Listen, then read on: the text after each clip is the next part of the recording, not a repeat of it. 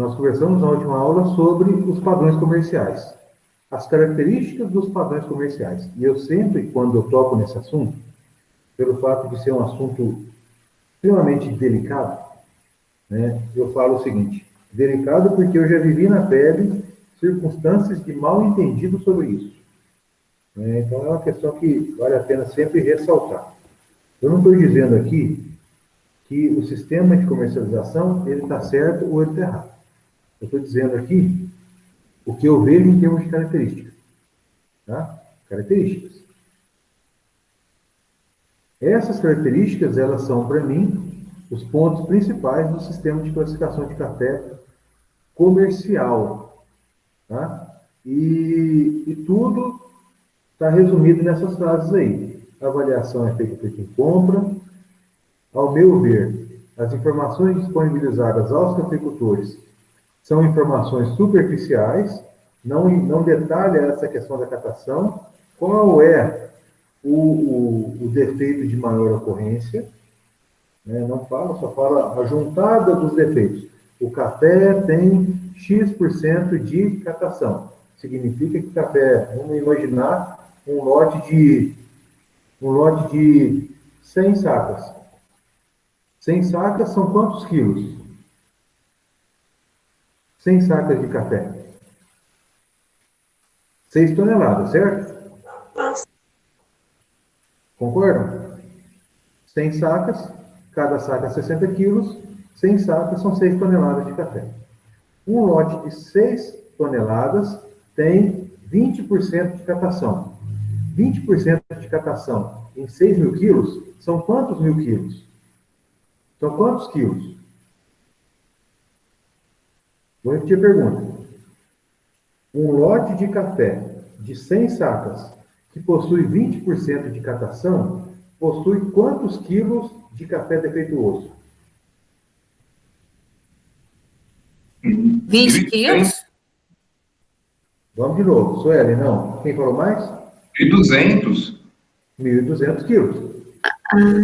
Nós estamos falando em 100 sacas de 60 quilos, que são 6 toneladas, 6 mil quilos. Se esse cara possui 20% de 6 mil quilos em defeito, são 1.200 quilos de grãos defeituosos. Obviamente, o produtor não deve receber por esse café como ele recebe por um café normal.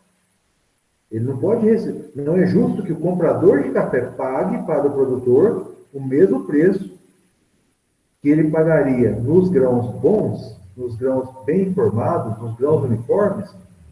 Ele não pode pagar a mesma quantidade para os grãos defeituosos. Vocês concordam com isso? Ou melhor, alguém discorda disso? Porque defeito é defeito. A questão é, são disponibilizadas informações superficiais? Sim.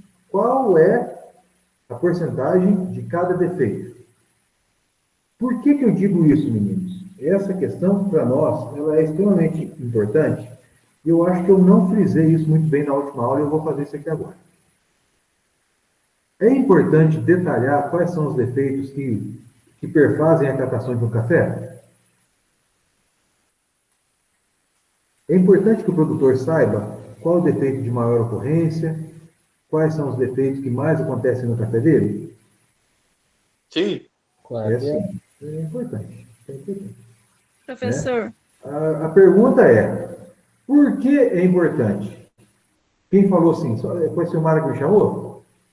É só uma dúvida. Isso que o senhor está explicando, então quer dizer que tem uma porcentagem que é aceita de defeitos? Não, defeito é defeito. Ah, tá. Não, essa porcentagem de catação. Na realidade. 1.200. Na realidade, foi um exemplo que eu dei, Silmara. Existem algumas empresas que falam o seguinte: até 10% de catação num desconto. Tá? Então, existem empresas que têm essa informação. Tá? Entendi, agora entendi. Obrigada. Mas, imagina, quem foi a pessoa que falou para mim que é importante detalhar, destrinchar o que é a catação? Foi quem? Eu e o Matheus. Tá, foi o Pedro e o Matheus. Fala para mim, por favor, qual a importância de entender os tipos de defeitos que fazem a catação de um café? Por que é importante? Porque daí ele vai poder se dedicar na próxima colheita e diminuir esses defeitos para ele melhorar o café dele, agregar mais valor. Exatamente. Na realidade, eu não falo nem em agregar valor, sabe, Pedro? Eu falo em diminuir prejuízo. A diminuição da ocorrência de defeitos é a diminuição do prejuízo. Porque defeito vale menos. E essa resposta, ela é precisa. Está certinho, concordo plenamente. A partir do momento que o produtor entende quais são os defeitos que estão no café dele, se for defeito quebrado, ele vai ver qual é o teor de umidade, ele vai ver a regulagem de máquina, ele vai ver a vazadeira da beneficiadora. Se for café mordido, se for café descascado, ele vai ver como que está a pressão do descascador, como que está a distância do carreador de café lá no cilindro de remoção de casca. Se for, por exemplo, café brocado, se for café verde, ele vai ver colheita, se for café brocado, ele vai ver manejo de broca. Se for café preto ou ardido, ele vai ver a altura de leira e início de secagem. Então, tudo isso é importante para que o produtor e o técnico responsável tenha o raio-x do café dele e consiga retornar ao processo produtivo, corrigindo o problema para a próxima safra. Porém, o que eu estou dizendo para vocês é que as informações que são disponibilizadas para o produtor, elas são superficiais. Uma pergunta para quem de vocês aí que puder responder, que quiser responder, que produz café. Presta bem atenção na pergunta, vocês que produzem café. Algum de vocês, ou alguns de vocês, já levaram café numa empresa de compra de café, no município de vocês, e o classificador falou assim: fulano, o seu café deu 20% de defeito, 20% de catação, que é a juntada dos defeitos. Esses 20% é formado por defeito verde, brocado, ardido e quebrado. Prioritariamente. Algum classificador já falou isso com vocês? Já detalhou? De prontidão, assim, nunca. Nunca. Mas vocês já pediram. Uma vez eu consegui essa detalhado na exportadora em Guxupé. Mas é porque aí, quando você pediu, Carlinhos, o que eles falaram assim? Nossa, camarada chato. Ah, o cara deu uma retrucada. Vai ter, ué. Porque isso aí é mais trabalho, né? É um negócio complicado em uma época de volume. Mas você teve uma resposta precisa, mas foi preciso você apertar. Aí, você é um camarada que tem acesso à informação. Você está estudando, você tem curso técnico, você é forçado. Agora, me fala aquele produtor simples, que mal consegue conversar para poder exigir alguma coisa que é de justo para ele. Você acha que ele vai pedir? Não, não pede, né? Pois é, ué. Não pede. O produtor não pede. As coisas são mais complicadas. Então, é extremamente importante, né, que vocês entendam que eu não estou falando que está certo ou errado. Estou falando que é assim que eu vejo. Estou falando que é assim que eu vejo. Ô, Sueli, o que você escreveu aí? Fala para mim, por favor. Olha, Zé, lá no armazém funciona assim. Às vezes tem produtor que reclama da catação, certo? Uhum. Aí a gente tem que justificar para ele por que deu tanto de catação. Já aconteceu de um produtor vender um café para uma empresa e ele lá no armazém conferir que a empresa que comprou falou que ele estava com 40% de quebrado, só que não era cliente lá do armazém. A gente só abriu as portas para ele poder ir lá. Aí, na hora que ele foi classificar e verificar lá, não tinha essa porcentagem de quebrado na amostra dele, que ele tinha mandado para a empresa. Alguns falam que, pelo menos lá, quando eu classifico, eles não aceitam a classificação. Só que a gente justifica para eles também que cada classificador é diferente. Às vezes eu classifico de um jeito, às vezes outro classificador classifica de um jeito. Entendeu? Na minha catação deu 23%.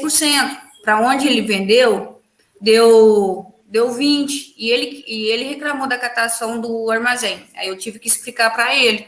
Por que você deu 23%? Então você teve que destrinchar. Isso. Aí aconteceu. Só que aí eu explico para a Marina, né? Aí a Marina também, ela sabe lidar com essas coisas, mais experiente. Aí eu mostrei para ela, ó, eu vou catar a amostra de novo e expliquei para ela, porque os produtores, eles enxergam, às vezes, o café brocado, porque o café brocado limpo, ele é um café pesado que passa no maquinário. Fácil. Só que quando você vai... Isso. Aí, quando você vai classificar ele na mesa, ele aparece. Isso. Entendeu? Aí, o que acontece? Às vezes, no maquinário ele não aparece, mas ele passa direto no maquinário. Então, já aconteceu muitas coisas assim. Só que, se parecer defeito, a gente consegue explicar porque a origem do verde, do preto verde. Exato. A beleza de tudo isso que eu estou falando para vocês, crianças, é que vocês têm condição plena de fazer uma explicação de começo, meio e fim. Vocês têm condição plena de entender por que um grão defeituoso está no lote. Qual é a origem dele? Qual é o impacto dele? Nós vamos entender nessa disciplina. E esse é o diferencial de vocês. Por que o mercado traz informações superficiais? Primeiro, os produtores não exigem. Segundo, dá mais trabalho. Terceiro, muita gente não sabe. E essa questão, ela é tanto para a classificação física, quanto para o resultado sensorial. Tá? Espera aí só um segundinho, por favor. Eu vou só responder uma mensagem aqui. Oi, boa noite.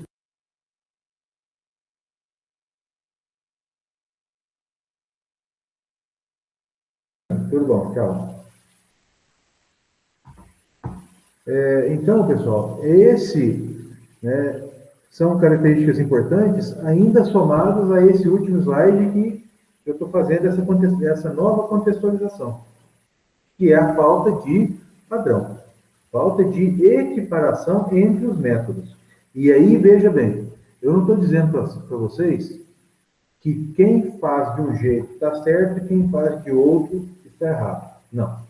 Eu só estou dizendo que se tem 10 empresas num determinado município que compram café e que fazem a avaliação segundo as suas metodologias internas, são 10 protocolos diferentes aos quais o café é submetido. E se você segue um caminho diferente, o resultado vai ser diferente. Nas suas delicadezas vai ser diferente. Vai ser diferente. E aí, relembrando os colegas da última aula, muitos até falaram, você pegou o mesmo café, levou para um local diferente, em cada local foi uma classificação. Em cada local foi uma característica, cada local foi um nome diferente. Tá? Isso, reforço, isso não é o Zé Marco falando que está errado. Eu só estou falando para vocês, é isso que eu vejo. Uma pergunta que eu quero fazer. Quem enxerga a classificação comercial diferente do que nós estamos conversando? Por favor, abre o microfone e explica para mim. Por que enxerga diferente? O que enxerga diferente em tudo que nós conversamos aqui? Porque o que eu disse para vocês aqui é a minha visão. E eu não estou falando das empresas de Muzambinho, das empresas de Cabo Verde, das empresas de Nova Resende, das empresas de Guaxupeba. Estou falando do sistema comercial brasileiro. Isso acontece no Paraná, isso acontece em São Paulo, acontece no Rio de Janeiro, acontece no Espírito Santo, acontece em Minas Gerais, acontece tudo que é lugar que produz café. É essa disparidade de métodos. Alguém enxerga diferente do que eu apresentei? Alguém enxerga alguma metodologia uníssona, consoante, equilibrada, alinhada? Metodologia comercial, que eu digo. Estou falando disso, cara. Eu acredito que não. Né? Então, nesse cenário, ou melhor dizendo, é este cenário, né, que está à disposição do cafeicultor. Esse cenário. Esse cenário que ele tem disponível para poder fazer a venda do café dele. Né? E aí eu volto até antes de eu abordar essa questão da metodologia, que foi o assunto da nossa primeira aula. Quantos produtores conhecem de classificação, de qualidade de café, para poder fazer um trabalho dentro da propriedade antes de o lote ser colocado no caminhão? Antes de o lote ser mandado, antes dele fazer a avaliação da amostra. Ele pega, ele amostra, vamos pensar o seguinte, esse lote de 100 sacas que eu falei, o produtor faz lá 5 quilos de amostra. Desses 5 quilos de amostra, ele tira meio quilo e faz um trabalho de classificação. Físico, sensorial. Depois ele pega os 4,5 quilos que sobraram e distribui. Isso é uma realidade que nós vemos hoje?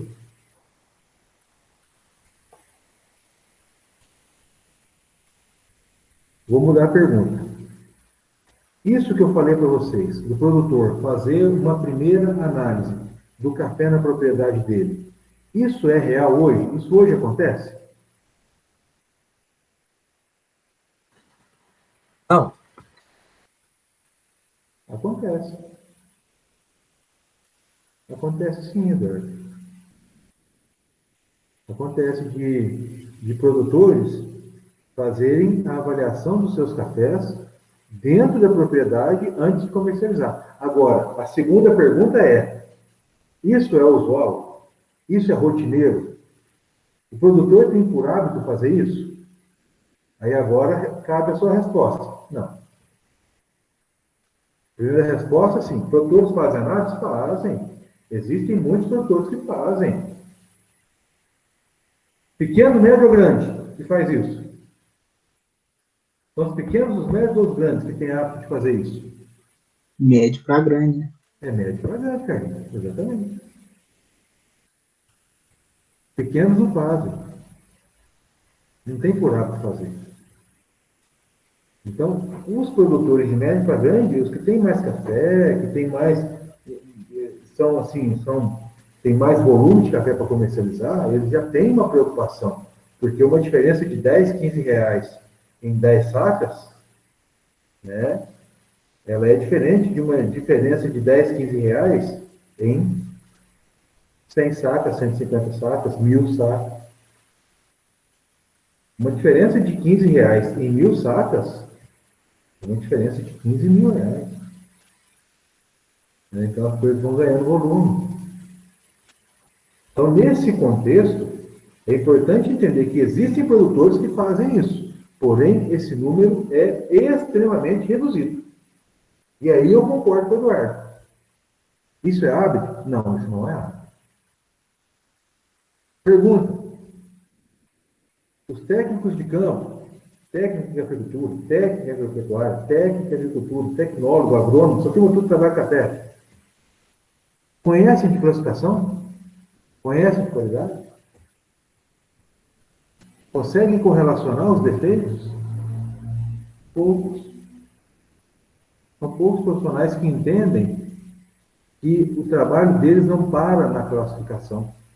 O trabalho deles não para, na produção. O trabalho deles não para quando o café está seco a 11% de umidade. E aí começa uma nova etapa. Tá? Então é toda essa reflexão que eu quero que vocês pensem e entendam a importância dessa disciplina de classificação e qualidade como um raio-x de tudo que vocês estão acompanhando no processo produtivo na arroz de café. Tá? Alguém quer fazer alguma pergunta? Se não tem perguntas, aí está o slide que representa toda essa primeira etapa. né, a questão da comercialização, a avaliação feita por compras, informações comerciais e a falta de preparo. Isso em termos comerciais, tá? Sem falar que está certo ou que está errado. E sim um raio-x do que eu, Zé Marcos, enxergo a respeito disso. E aí, dando um passo nessa questão da metodologia de avaliação, ou das metodologias de avaliação de café empregadas, utilizadas no Brasil, eu quero falar para vocês desse documento da Instrução Normativa número 8, do Ministério da Agricultura, Pecuária e Abastecimento, que foi disponibilizada dia 11 de junho de 2003. Esse documento, ele é o documento que direciona a metodologia para avaliação de café no Brasil. Tanto o café arábica, que é o café da nossa região, quanto o café canéfora, que também o pessoal chama de café conilon, tanto o café canéfora, que é aquela espécie de coffee, espécie de café, que é mais adaptada a regiões mais quentes. Tá? Todas essas duas espécies têm o seu produto, ou a avaliação do seu produto regulamentada pela Instrução Normativa número 8 de 2003. Essa Instrução Normativa, gente, é a versão mais atual que nós temos, é a regra mais atual que nós temos para a classificação de café no Brasil. Né? É um dispositivo legal, né? É um dispositivo, é um documento disponibilizado pelo Ministério da Agricultura que visa padronizar a metodologia brasileira, nacional, de avaliação de café, tanto em questões físicas quanto em questões sensoriais. E ao longo dessa nossa conversa, vocês vão perceber um detalhe muito interessante. Vocês vão perceber que a Instrução Normativa número 8, ela é espetacular. Espetacular. Quando a gente fala da classificação física do café. Quando nós falamos em cor, umidade, aspecto geral, quando nós falamos em presença de defeitos, né, quando nós falamos em granulometria, ela é perfeita. Ela faz um raio-x muito detalhado, né, muito detalhado do café. Porém, quando a gente chega na classificação sensorial, ela já leva a um pensamento dúbio, ela já leva a um pensamento confuso. Tá? Porque ela diz que é agradável, ela diz que é desagradável, ela diz que é repugnante. Então, isso leva a uma dúvida. Por exemplo, eu gosto de comer, eu sou carnívoro, ou eu gosto de carne. Tem gente que fala que carne é repugnante. Eu falo que não. Então, a gente pode falar em o que é agradável ou desagradável quando a gente chega num ponto desse? Dentre as pessoas que comem carne, tem gente que fala que fígado bovino é repugnante. Tem gente que fala que não é.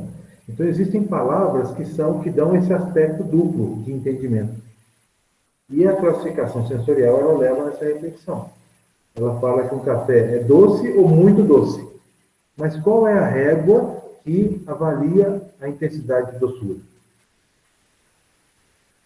Mas em termos de classificação geral, ela é fantástica quando a gente pensa na classificação física.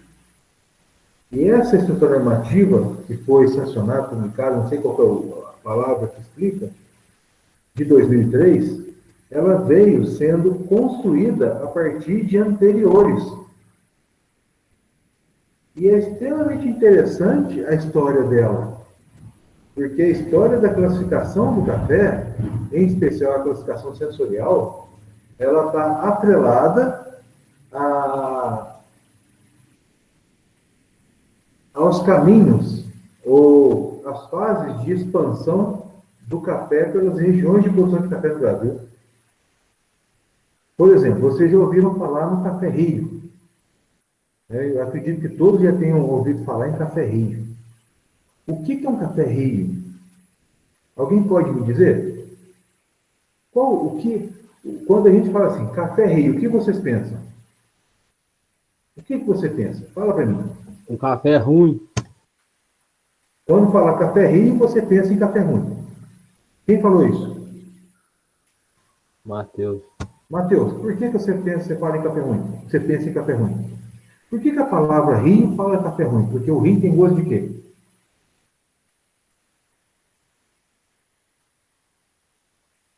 Café Rio é igual café ruim. Mas por que você pensa que café Rio é café ruim? Não, Renan, não é escrito, é falado. Como eu expliquei para vocês na primeira aula. Para de escrever no chat. Fala. É meio que o Renan falou mesmo. Um café que não tem muita qualidade. Não tem um gosto agradável. Mas por que a palavra Rio significa isso? Por que café Rio é café com gosto de terra? Porque é sujo? Não. Café de barrição. Não. Tem a ver com aquele negócio de fenólico, Zé? Não, o Rio representa o quê? Por que café Rio chama café Professor, Rio? uma vez eu escutei uma história a respeito desse cara. café Rio, Fala então, Eduardo. que lá, quando começou a cultivar café lá nas montanhas do Rio de Janeiro, lá foi um café de muito má qualidade, e nos concursos que recebia esse nome, por isso que café Rio é atribuído, recebeu esse nome, por ser atribuído ao café lá de muito má qualidade. Não, Dessa história. em parte você está certo. Em parte. O café Rio chama café Rio, perdão, a classificação de café Rio, ela foi criada porque o café era exportado pelo Porto do Rio. Só por isso. E aí se existia o Porto do Rio, também existia o outro porto, que era o Porto de Santos. Então, o Brasil tinha dois tipos de café. O Brasil tinha o café Rio e o café Santos. E aí vamos analisar as condições climáticas desses locais. No Rio de Janeiro, o café era cultivado nas montanhas, clima úmido. Em São Paulo, que era exportado pelo Porto de Santos, o café era cultivado em regiões mais secas, menos úmidas, com lavouras mais espaçadas para poder mecanizar. Consequentemente, se são mais espaçadas, mais arejadas, em região que chove menos no inverno, na época de colheita, naturalmente nós temos um café com características sensoriais diferentes da do Rio. Os cafés da montanha, no estado do Rio de Janeiro, seja a região serrana, seja a região noroeste, é um café que tem uma grande possibilidade de perda de qualidade em função das condições climáticas apresentarem temperaturas mais elevadas e umidade relativa e umidade do ar muito alta. Então, o café, que é uma fruta muito doce, ele pode apresentar problema na árvore. Diferente do que acontece em região seca. Então, o que eu estou dizendo para vocês é, a umidade vai interferir na qualidade do café no meio do colheita. Exatamente o que nós percebemos em beira de represa, não é assim? A beira de café em beira de represa de Furnas, aqui na nossa região. Qual a chance dele apresentar problema sensorial? É grande ou pequeno? É grande. Porque o ambiente é úmido. Então, aí o que eu estou querendo contar para vocês é a história da classificação, a história da questão normativa. O café que era exportado pelo Porto do Rio, produzido no estado do Rio de Janeiro, do sul do Espírito Santo e na região das Matas de Minas, que é todo aquele miolo ali, vinha de regiões com essa característica, exportado pelo Porto do Rio. Então, aquele café com aquele perfil foi chamado pelo nome do porto pelo qual ele é exportado. Os cafés produzidos no sul de Minas, no interior de São Paulo, eram exportados pelo Porto de Santos. E eles eram chamados, então, de café Santos. Isso foi usado para dar nome aos cafés. Só que o café Rio ficou. O café Santos mudou. O café Santos foi chamado de café duro. Porque depois que descobriram o café duro, apareceram cafés com outras qualidades melhores e eles deram um outro nome. O que não é duro é mole. É simples. E aí, o que eu questiono com relação a essa normativa? classificação física é top. A classificação sensorial é esquisita. Como usar o porto de exportação lá de 100 anos atrás, 80 anos atrás, para poder dar nome no padrão sensorial? Como traduzir isso para o inglês? Como traduzir isso para o espanhol? Como traduzir isso aí para o japonês? Como fazer disso uma linguagem reconhecida por outros, em outros idiomas? Como que Café Rio mostra, para quem não conhece essa história, que Café Rio é café fenólico, com gosto, com sabor estranho? E isso é lei, isso é instrução normativa, isso é empírico. Então, nós vamos ter um detalhamento maior da instrução normativa, né, a partir da próxima aula. Eu já vou entrar direto nesse slide. E aí nós vamos detalhar todas essas etapas de avaliação do café. Nós vamos refletir muito a respeito dessa classificação física, porque, ao meu ver, a instrução normativa número 8 de 2003 do MAPA é o regulamento técnico de classificação física do café mais detalhado do mundo. No meu singelo conhecimento de classificação de café, eu reconheço que o que nós temos aqui no Brasil para a classificação física é o melhor do mundo. Uma pena que eu não posso dizer isso aí para a classificação sensorial. Ainda. Mas, em termos de classificação física, o que nós temos em mãos é o protocolo mais detalhado, capaz de dar orientações, de dar, assim, características muito refinadas em termos de classificação física. Mas isso tudo é mais para a gente conversando, para vocês irem trazendo os conhecimentos de vocês e a gente ir lapidando e aprofundando a nossa matéria. Tá bom? Como parte desse item, né, desse item instrução normativa, metodologia, instrução normativa, classificação oficial brasileira, eu vou pedir para vocês um trabalhinho também, que vai ficar detalhado na plataforma, que é um resgate histórico. Eu quero que vocês contem num trabalho, que vocês façam uma pesquisa, e obviamente eu vou detalhar isso aí na plataforma, na disciplina de classificação e qualidade. Eu quero que vocês façam um resgate, né, de todas as instruções normativas que já aconteceram e a evolução da metodologia, até culminar nessa de 2003, que é a que nós temos vigente até o momento, que é um documento de quase 20 anos, que já está defasado. Alguém tem alguma pergunta, gente?